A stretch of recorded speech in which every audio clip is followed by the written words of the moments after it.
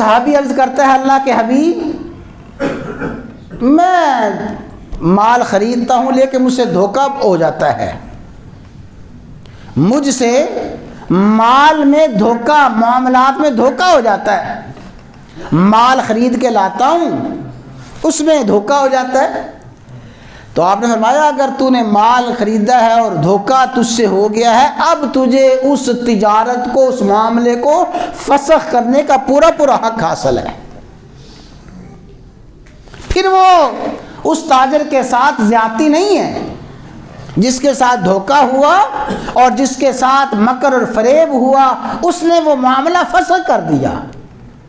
اور یاد رکھیں کہ دھوکہ خلاف حقیقت چیز کو بیان کرنا، چیز کی حقیقت کچھ ہے، کچھ بیان کرنا۔ کسی کے ساتھ اس طرح دھوکہ ہوا اور وہ سارے کا سارا معاملہ ختم کرتا ہے، اس معاملہ ختم کرنے کا وبال اسی پہ ہوگا جسے دھوکہ دیا ہے۔ یہ فسخ کرنے والا، معاملہ توڑنے والا کسی قسم کے گناہ کا ذمہ دار نہیں ہے، یہ بری الذمہ ہے۔ تو رسول اللہ صلی اللہ علیہ وسلم نے ارشاد فرمایا من غشنا، جس نے ہم سے دھوکہ کیا، فلیس منا، وہ ہم میں سے نہیں ہے۔ اور آپ نے فرمایا من غشنی فلیس منی، جس نے دھوکہ کیا وہ مجھ سے نہیں ہے۔ یہ غش اور مکر اور فریب وہ ایسا ناجائز ذریعہ ہے، اس ذریعے سے کمایا جانے والا مال آدمی کو جہنم میں لے کے جائے گا۔ وہ تجارت کی صورت میں ہو، وہ کسی بھی معاملات کی صورت میں ہو، کوئی بھی معاملہ خلاف حقیقت طے کروا دیا جائے، اگلے آدمی کو دھوکہ دے دیا جائے۔ اور سن لیں حدیث، اللہ کے نبی نے فرمایا المؤمن غر کریم، مومن آدمی بہت جلدی دھوکے میں آ جاتا ہے۔ مومن بندہ غر کریم جلدی دھوکے میں آ جاتا ہے۔ کیوں؟ اس لیے کہ مومن بیچارہ خود دھوکہ دیتا نہیں ہے۔ مومن کو دھوکہ دہی کے ایسے طریقے اور ایسے وال اور فریب آتے نہیں ہیں۔ جس طرح وہ مومن زبان کا سچا ہوتا ہے، اگلے کو بھی سچا سمجھتا ہے۔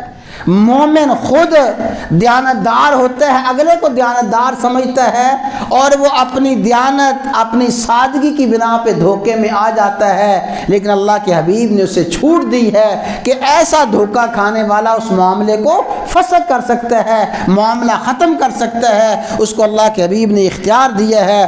تو بھائی ناجائز ذرائع مال کمانے کے جتنے بھی ناجائز ذرائع ہیں وہ سارے کے سارے ناجائز ذرائع وہ ذرائع ہیں۔ فرمایا عمالی، اس وقت تک کوئی شخص اپنی جگہ سے حرکت نہیں کر سکے گا، اپنا قدم نہیں اٹھا سکے گا جب تک اس سوال کا جواب نہ دیا جائے کہ مال کہاں سے کمایا تھا، کیسے کمایا تھا، کہاں پہ خرچ کیا ہے۔ تو میں نے عرض کیا کہ مومن، مسلمان معاشرہ اور مسلمان ریاست اپنی معاشی پالیسیوں میں آزاد نہیں ہے۔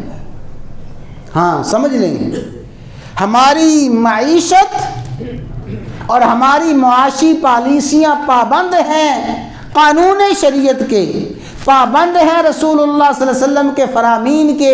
یہ کہنا کہ جس طرح ہم چاہیں گے اپنا مال کمائیں گے، جیسے چاہیں گے مال خرچ کریں گے، جس طرح چاہیں ہم معاشی پالیسیاں بنائیں، اپنے فوائد کو دیکھ کے معاشی پالیسیاں بنائیں، نہیں، مسلمان ریاست اپنی معاشی پالیسیوں میں پابند ہے رسول اللہ صلی اللہ علیہ وسلم کے فرامین کی۔ مسلمان حکومت پابند ہے اپنے معاش میں رسول اللہ صلی اللہ علیہ وسلم کے فرامین کی، اور وہ جو معاشی پالیسیاں آقا علیہ الصلوۃ والسلام نے دی ہیں، اصل وہی معاشی پالیسیاں انسانیت کے لیے فوز و فلاح کا، انسانیت کے لیے نفع کا ذریعہ ہیں۔ انسانوں کی بنائی ہوئی معاشی پالیسیوں میں خسارہ ہی خسارہ ہے، اور امت کا اور انسانیت کا نقصان ہی نقصان ہے۔